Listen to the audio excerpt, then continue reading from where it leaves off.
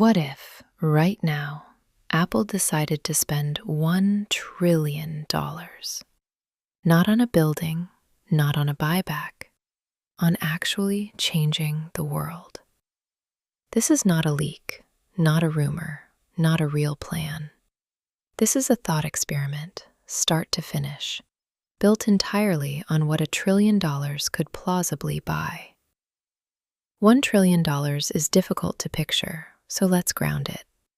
It is roughly what the entire economy of Switzerland produces in a year, from one company. So imagine Apple's board approves it tomorrow. No shareholders to please for a decade. No quarterly targets. Just $1 trillion. And one question.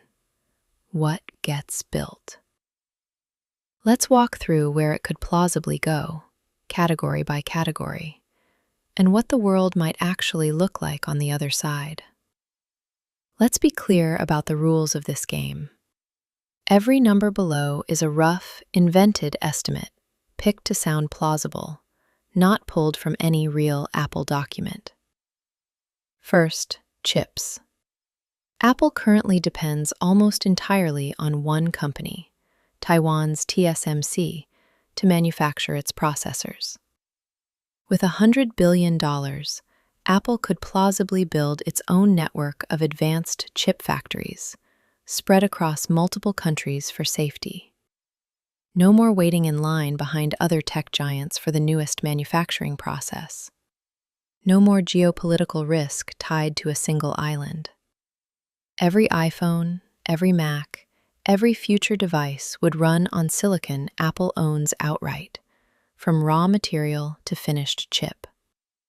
That alone would be one of the largest industrial build-outs in modern history, funded by pocket change compared to the full trillion.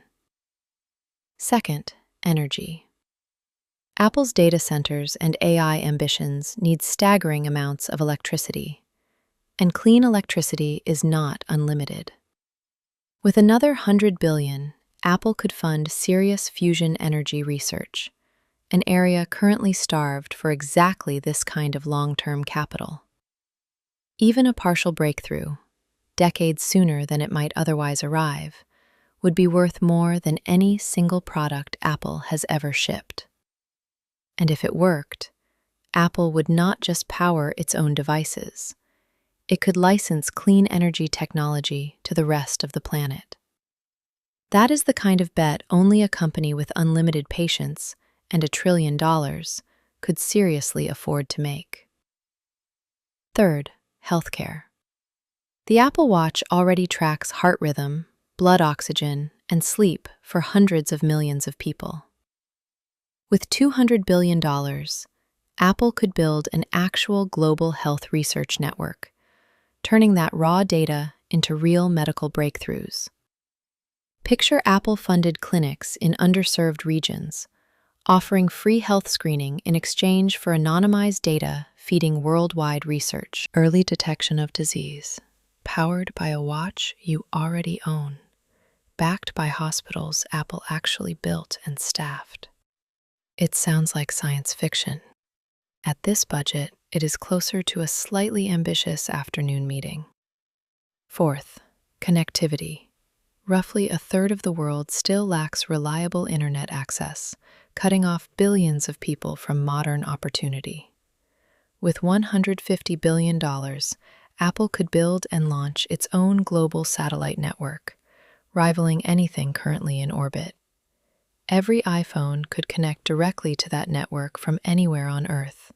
No towers, no cables, no local infrastructure required.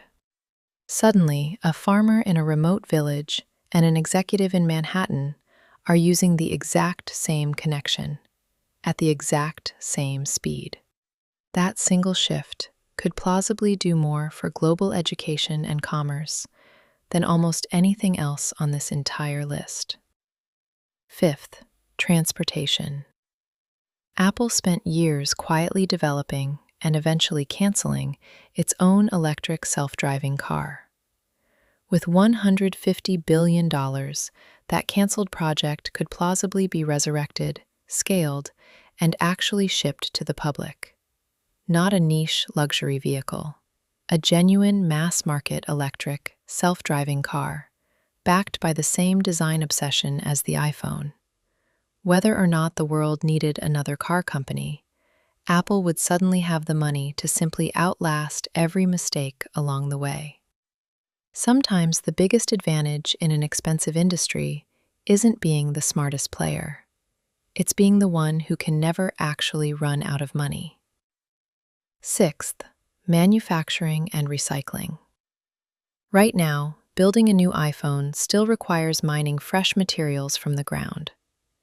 With $50 billion, Apple could build a genuinely closed-loop supply chain, recovering nearly all materials from old devices automatically.